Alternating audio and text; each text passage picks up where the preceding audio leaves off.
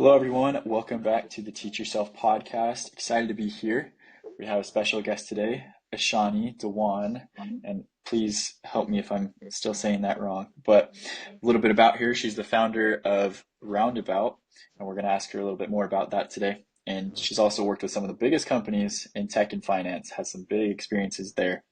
And then just overall, she's a serial entrepreneur helping others to grow and scale their businesses. So we're excited to learn from here today. Aishani, excited to have you on the podcast. Thank you, Nathan, so much for this. A lovely intro, first of all. And I'm really glad that I could connect with you. And today we are here talking on some of the most important topics of life, career, business, and how our journeys can be helpful to other people. So, what I want to put forward to this podcast today is that maybe somewhere out there might be some person whose journey might get inspired by my journey, or it might be able to help somebody out there. That's the reason that I wanted to do this. And I know that it will be really, really helpful to connect with you and to have you as a person with whom I can discuss all these things. So thank you a lot for this opportunity. Of course, and I think that's perfect. And that's exactly why I bring people on here to hear their stories, hear their experiences and what they've learned so that we can go and do the task of sharing that with other people. So exactly like you said, so it can find them in their moment of need and help them in the things that they're going through. So that's perfect. So I just kind of want to get started, Shani, just hearing your story and what got you to where you're at today, because you're doing all these big things, but where did you start out? What's the whole story here? So see, when I go back in time and when I think about the time, I was a very simple girl uh, who was just wanted to. I was very studious student. Like I was a very studious student, and I was a topper in all throughout all my classes from 8th till 9th and 10th. And uh, in college also, I was okay in studies, and somehow I got placed, and I worked in one of the top most IT and finance industries. So that was something which taught me a lot in life because I know, like, after doing engineering, a person has to find themselves. So it was not easy. Like once you pass out from the college, it's not that just immediately you will find yourself. Till now, I don't feel I have found myself. Still, I'm exploring some parts of my life because I really know that the things which we do, the work which we do in life, is not really who we are. There are more sides to a person which I'm currently exploring. And also going back in time, I remember doing the job of in IT companies, and then I went for MBA. I did my MBA from IBS Hyderabad, and uh, I remember that was the game-changing moment for me because in a college full of 2,500 students, out of that, only five were selected for that job, and it was my dream company. So I'll tell you a story. I remember when I got placed from my VIT, like engineering student, like engineering in computer science. So after passing out from my college in VIT, I got placed in Cognizant. So I was then working in Intune. It's a tech company. So I was working on their tech products at that time in Bangalore, India. So I remember going to office every day and I used to see JP Morgan, and that was my dream job. I used to see it every day. I used to think in my mind, someday I'll work there. And I wrote the exams for MBA. I got an MBA seat. And to my luck, I don't know how this happened. My room, like in hostel, um, my room was next to the person, like senior, who just recently got placed in JP. And she started guiding me like what happens, how the things are and everything. So in my college also, in my MBA hostel, I wrote on the wall that I will get placed in JP Morgan. JP Morgan someday I'll work. I used to read that every day. And when the placement started, uh, within the second semester, I was placed with the highest package out of 2,500 students. Only five was selected. I was one of them. I'm really grateful for that because that thing actually changed my entire life. Because it was not the package or the money which I was getting, it was the confidence which I got by clearing that. Maybe I manifested that into my life, but I remember putting in the work through my manifestation and through the hard work, and that's how I got there.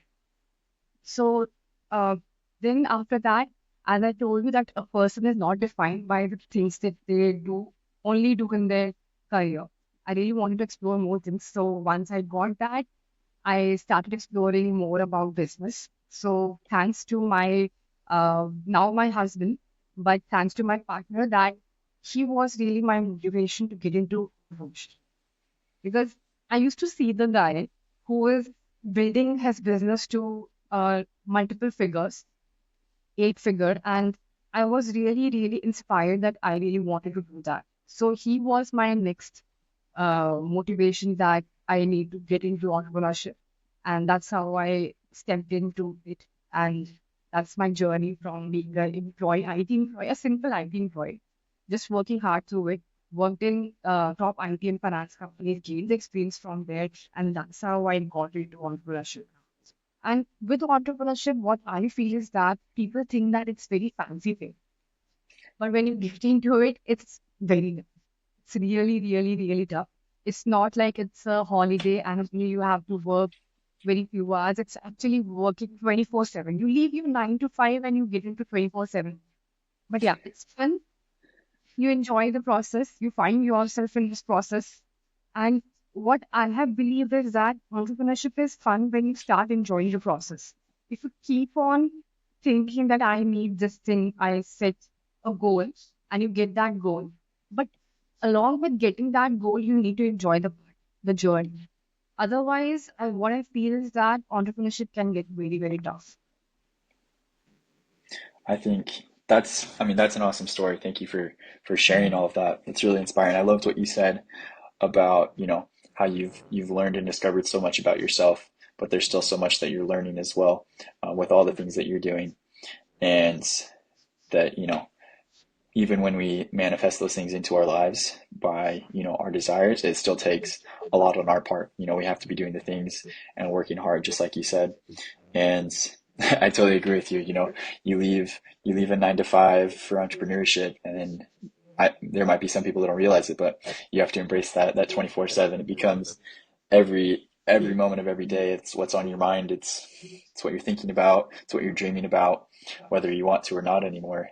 And yeah, and I think it can become overwhelming at times if you don't do exactly like you said. If you don't find a way to enjoy the journey and relish every moment, it can become overwhelming. I think that's why you also see a lot of burnout amongst the people that want to go and start their own thing and they don't really realize what they're getting into. What's something that you've done to, like you say, to enjoy every part of your journey and keep it something that's enjoyable for you every day? So, if we have to see one part, most of the people want to do is that once they start doing business, they will just get involved in that so much that they will forget their business. So it has happened with me also. So lately, I have transitioned my business entirely from B2C to B2B.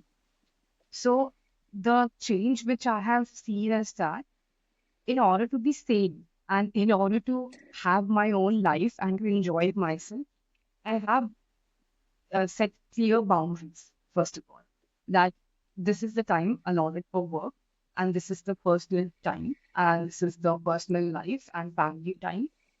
Along with this, I have made it sure that lifestyle, which means wellness and health, is really, really important for me because that is something like me time. Also, along with that, that actually sets the tone right for the day. And also, what I have felt is that when I am working out, I'm taking care of myself, taking care of my health, eating good.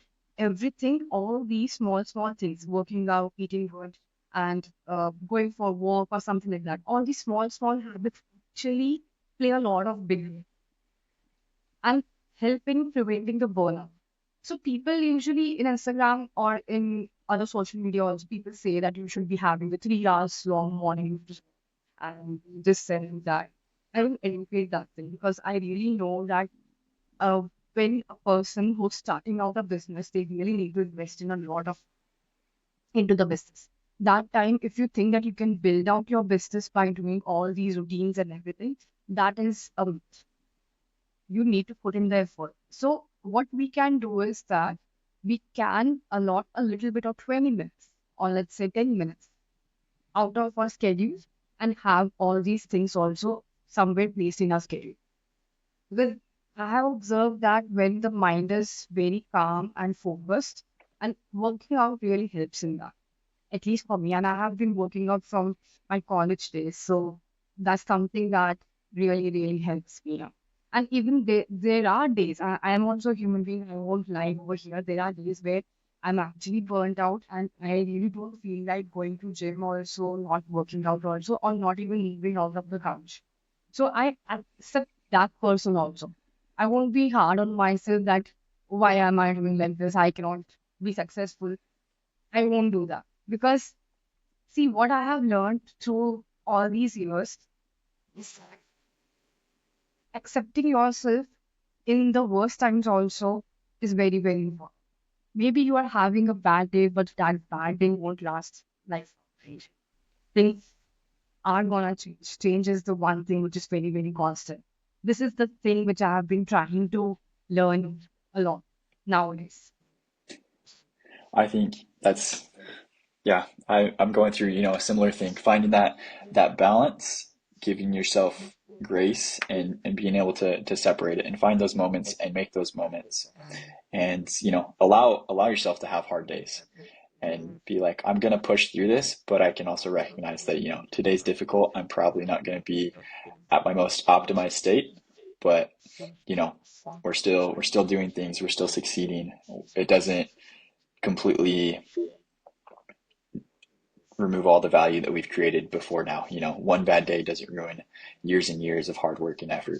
And so I think that's super awesome and a great perspective. And so for you, Ashani, you started out as a software engineer, is that right? Yeah. And so what made you what interested you in that? What got you into, through your studies and through your schooling, like, hey, this is what I want to go into. So see, in India, uh, parents really think that software engineering is the one thing which will be a very good career for a girl or guy. So that's why my father, and I'm really grateful for my father for sending me out I'm from Punjab. So in India, like Punjab is in the north of India. I came to study from north to south of India. I'm really grateful for my father to give me that opportunity to go out and study and get the exposure which I deserved in life. So that was the credit which my father deserves. He had, because I remember that I was like, I don't want to go out of my house. I don't want to go so far. I was really scared. But thanks to him that he made me go to the college, and that's how I got into computer science engineering, and that's how I became a software engineer. But MBA was something which was there on my mind always. I was really fascinated by it, so I really wanted to see that what it could do to me. So that's when I got the interest in going for MBA, and um, yeah, so that's how I got into software engineering and MBA finance. Awesome. And I guess so, like you're telling me, you started into software engineering, you had your dream of working with JP Morgan, and it just so happened that with all those events, you got to exactly where you wanted to go. So that's super awesome. And with your company that you're running now, you were telling me that one of the sections of your company is that you guys train on different skill sets so that someone can come into the digital marketing business development world, especially working with AI tools and get to learn, those things, even if they have no experience. What what made you decide that you wanted to have that aspect in your business? What drove you to do that? Yeah.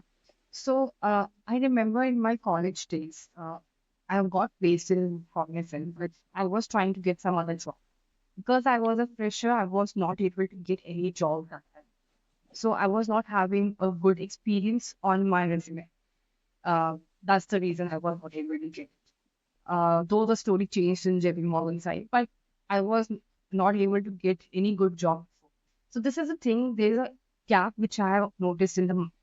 So the gap is that the individuals who are coming from, let's say, from engineering colleges or from any other colleges also, let's say they are having an education gap in their whole career. These individuals won't be able to get good jobs because they are lacking some experience on their resume. They're not having credible work experience, and though they are fresher, so nobody wants to hire them. Or even if they hire them, the salaries will be very, very. And also, what I have observed is that nowadays in the colleges, the curriculum is very set to uh, the bookish sort of curriculum. There's no practical exposure or the real industry exposure, which is very, very necessary for an individual. So, what we are doing is we are reducing that gap. So in my company, we have two verticals. The one is the B2B, where we deal with industry-based projects. We deal with businesses and brands, and we work on those projects. My team and everybody, we work on those projects. And the B2C part, where we train the individuals and mentor them to gain experience by working on these projects as interns. So that's how we clear out the gap which is there in the market that they are not having any work experience. We provide them the work experience by working on credible industry projects through us. That's such a cool thing to be doing. I mean I know for sure that I mean that's how it is. I mean same thing in the American education system in our universities. There's a lot of people that they're very talented, they have a lot of ability, but just like you said, they don't have the opportunity to get that experience and that exposure. And it's not that they're any less capable than the person next to them, but if you don't get the practice to do it, you don't get to learn and grow. So I think that's such a powerful thing to be doing, to be giving those opportunities, you know, in a way that, you're not just doing it to be charitable to them, but it's also helping you grow your own business and be successful in your own thing. Do you find that a lot of those people that you train and teach, do you find that they tend to stay with you, or are you guys trying to get them out into other companies and industries? So once the person has upskilled in their career through our skill space, it totally depends on them. If they want, they can either freelance or they can freelance or they can start their own business. In fact, with the same skills, or they can apply to our company also because we are having a pool of freelancers who can work with us, and this is how we create the funnel flow, so that in a way we are also winning in this and they are also winning in this. That's very cool. I love that, it's not you're not bringing them in to hold them down and say, you have to fulfill all of this, but you're empowering them to go and do it anymore. And I think that's a spectacular thing. Um,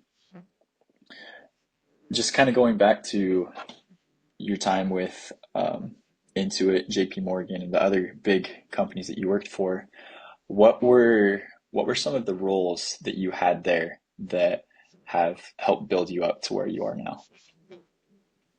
So I don't particularly remember those rules. It's been long.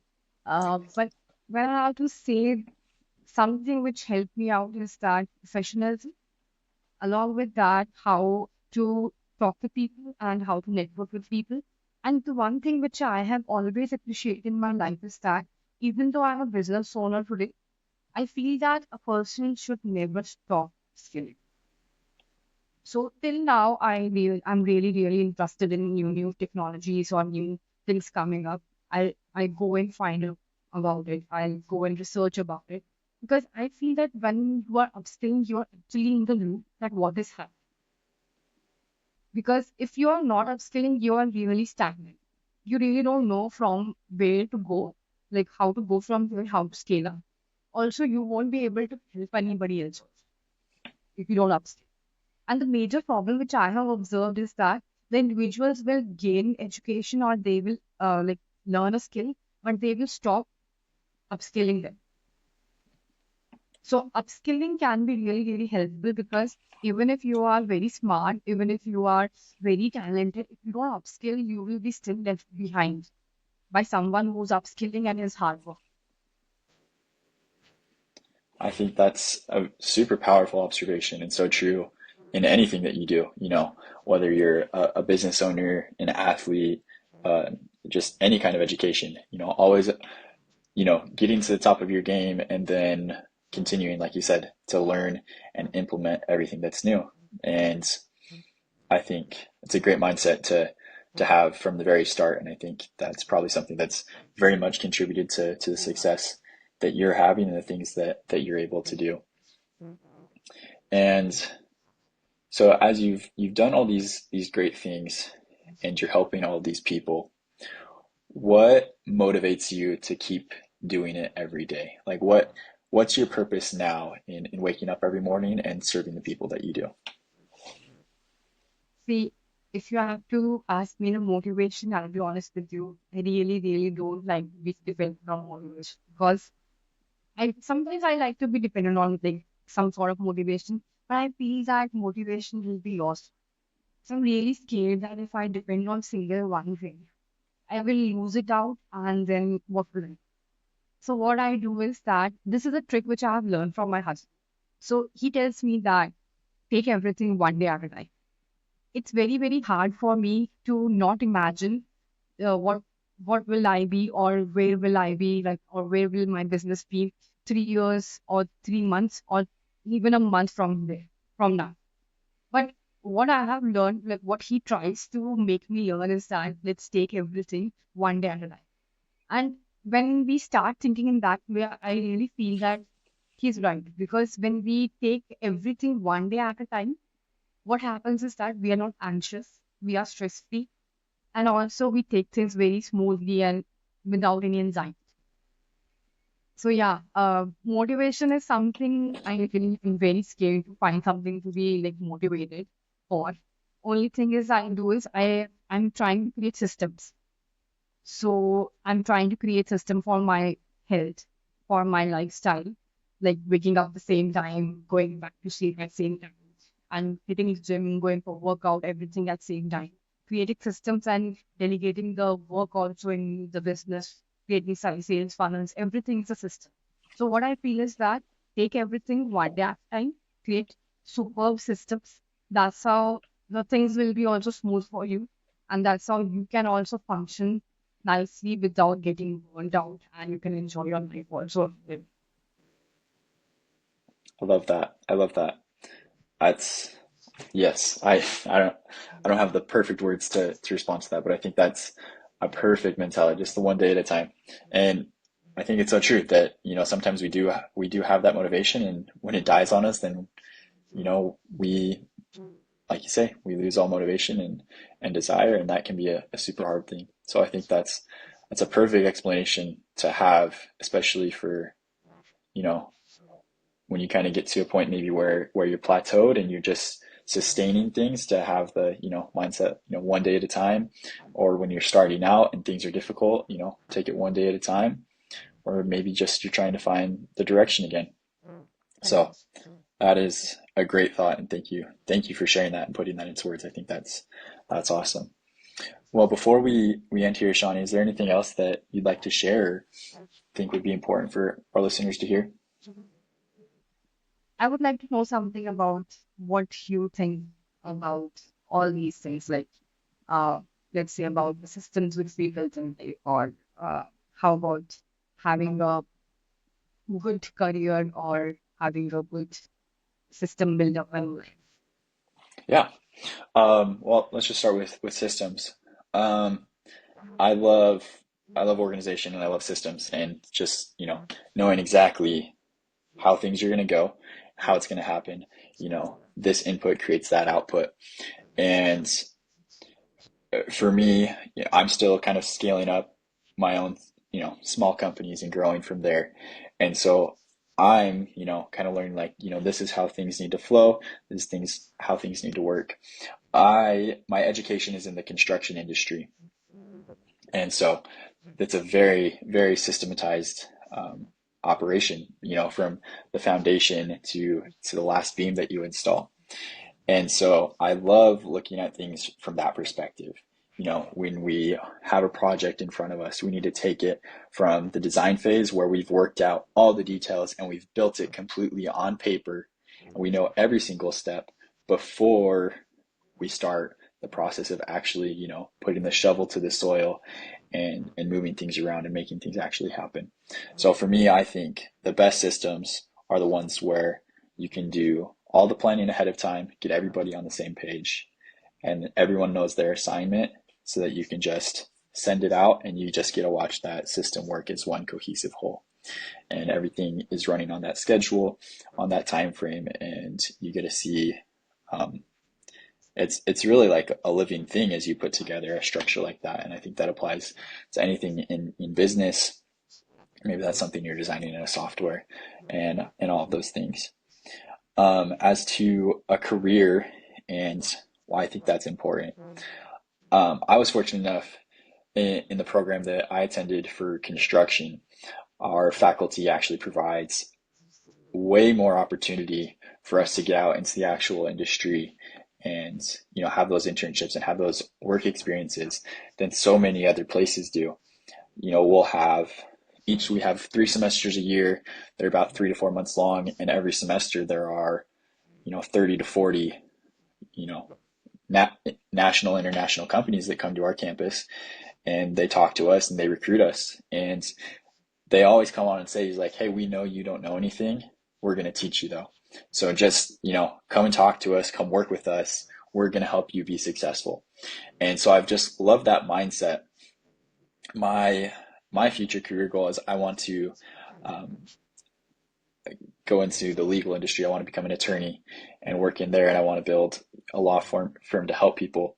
But just that same thing, to build opportunities for people to have the opportunities they need and want to build a career that they desire, whether that's working for somebody or building your own business. I think it's important that, as entrepreneurs, we don't push and throw down all the people that just want to go work for somebody, because we need those people working for us. And for all the people that want to have a job and a position, that we understand, the role that a business owner has. And so being able to help people understand what they want to do, maybe even experience both, and just making sure that they always have the opportunity to be successful in either. And I agree with this. So when it comes to scaling, I would really like to talk about, because right now I am like building out a company which is more into software branding and business too. So when I heard about that, you are also building out and scaling your company. So how are you seeing the digital space for your company? Like the age of AI and all that happening, all the new technologies coming up. So how do you position yourself or your company or your brand also online right now? Because I can understand this thing that right now the main motive of us doing this is building up our own personal brands also, which is associated with our companies in that. So yeah, please. Yeah, for me, scaling and growing, I think the the best thing you can do if you want to scale and grow is to be ultra specific about the person that you're trying to serve. Um, and for me right now, what my personal brand revolves around is teaching people the skill sets of, using social media, learning to use different AI tools, learning marketing skills, like copywriting and content creation, so that they in turn can use that in whatever career path they're following or starting their own, social media business. Um, because if you want to be successful in anything, you need to be able to know who you're wanting to serve so you can project yourself out to them. And so once you're able to dial that in, this is the person, this is the type of company, this is the group that we want to serve, then every motion you take, every step you perform, Um, for me, a lot of that is creating content and pushing that out. It's I know exactly, you know, who I'm trying to get this in front of. I know exactly who I want to respond to this, who I want to talk to, so that I am getting in front of all those people. They're coming to me, and then I'm able to grow. I'm able to maybe bring some of those people in to work with me. I'm able to serve others and help them grow whatever they're doing. And so I think for me right now, that's my biggest focus of importance in scaling is being ultra specific on the person that you want to serve or the group that you want to serve. And when you understand that, that's when you're really able to just blow it up and grow to huge heights. Yeah, when I would like to add something to it. Because so we have been working with a lot of brands there.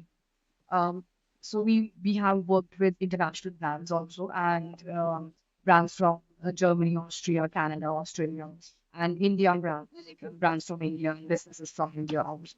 So the one particular thing which I have observed in the digital space now, uh, the e-commerce brands, if you are having a product, the how the product is positioned, or let's say you are having a service-based product also, or like a service-based business also. So how the service or the product is positioned in the digital space, that really impacts how the customer or your potential customer or your target audience is going to perceive your business.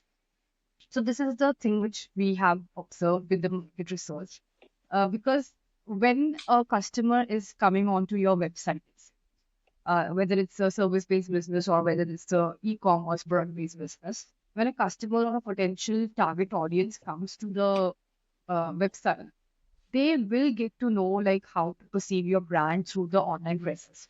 And the online presence of a product or a service can be categorized like premium or a local or a luxurious.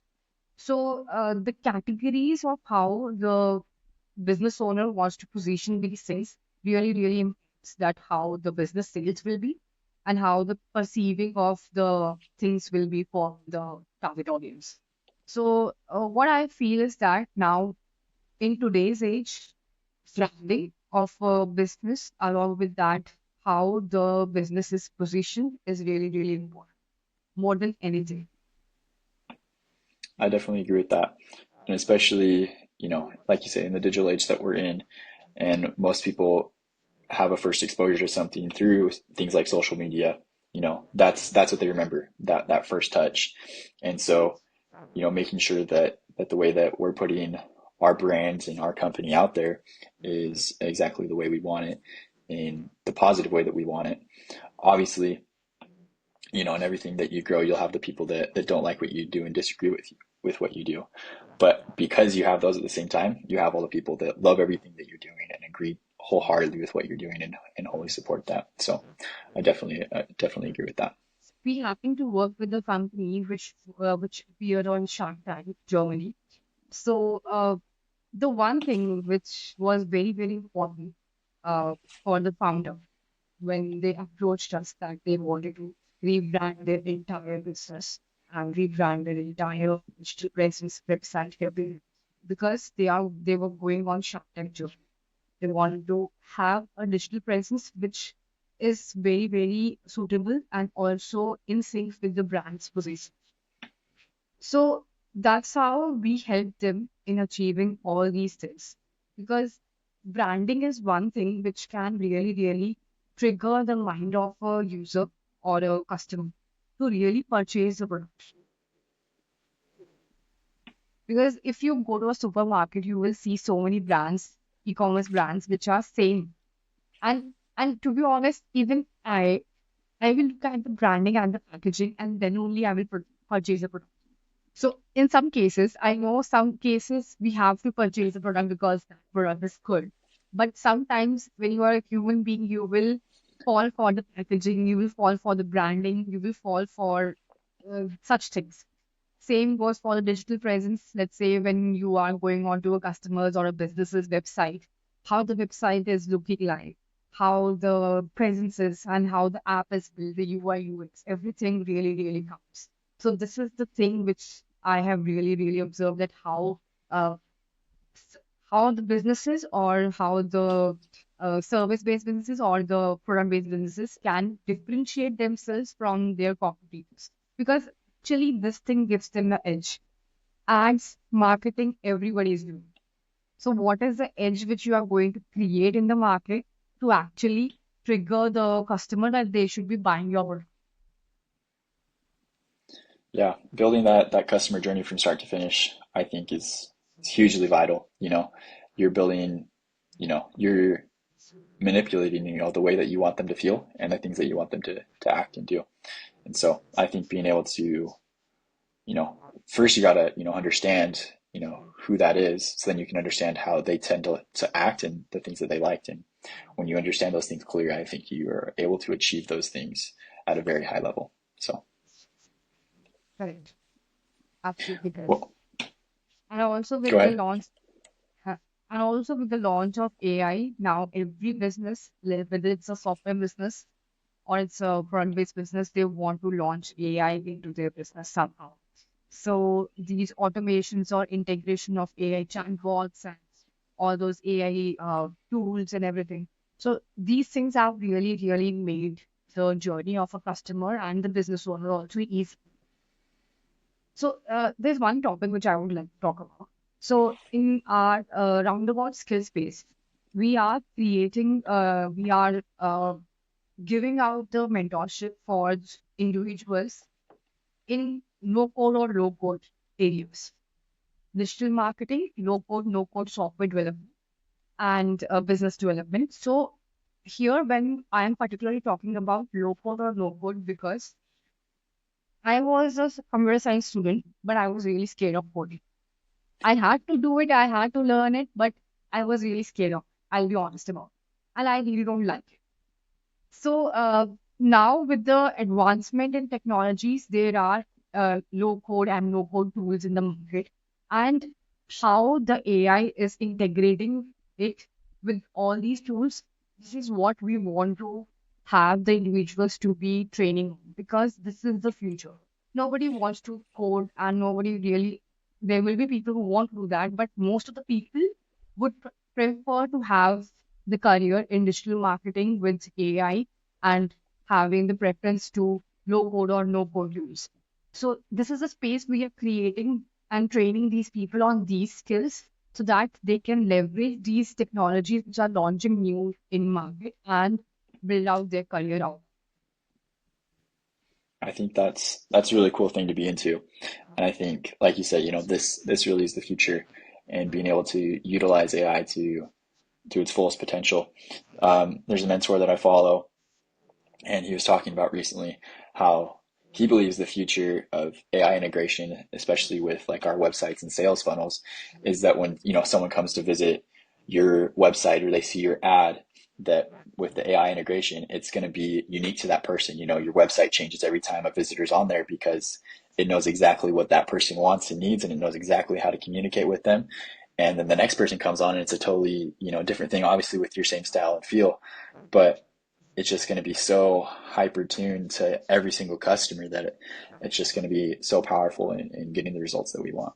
Now that's actually really, really good idea, and that's actually combining user behavior pattern, studying the user behavior pattern, collecting the data from that, and combining AI on it. Maybe I'm wrong, but this is what I think it will be. So this is how the future will be like. And to be honest, what I feel is that once a person is equipped with all these skills, they can really build out their career very nicely. And also, what I feel is that since these skills are easy to monetize on, along with that, easy to like the learning time and the skills on hands-on experience time is less, so you can easily grasp the technologies really nicely. Definitely, definitely. I think, yeah, it's such a good tool for helping you recognize the things that you need to learn, and so that you can then go and apply them and be more intentional on, this is, these are my weaknesses, these are my strong points, this is what I need to improve on, from the personal light, and then same thing from a company perspective. You know, it helps you to recognize all these different things and learn how your business is performing, both your analytics and how customers are responding. So I think that's a super insightful thing. I Perfect. Well, I don't know if you have any last minute thoughts, Ashani, that you want to go over. If not, where can, and you can integrate these two thoughts, where can my listeners find you and continue to learn from you? What's the best platform to find you on? So the best platform to find me on is Instagram, LinkedIn. Uh, I'm quite active on Instagram and LinkedIn. I'm not so active on X, but I'm active on Threads also. So you can find me on Instagram, LinkedIn, and always my business WhatsApp is link is there in my bio.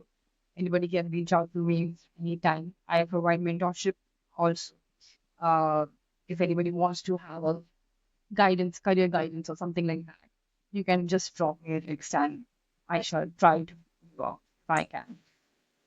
Perfect. Well, awesome for awesome. Thank you for sharing all your thoughts with us today. I've learned a lot from you, and I feel inspired, and I love all your different insights on so many different things. So I hope that everybody listening today can take a lot from this and can go learn and apply it. And with that, we'll see everybody next time. Thank you so much. Thank you so much, Nathan, for this opportunity. And yeah, I really enjoyed talking to you. It was a lovely podcast, and thank you for having Thank you for coming on. Let me just stop the recording on here.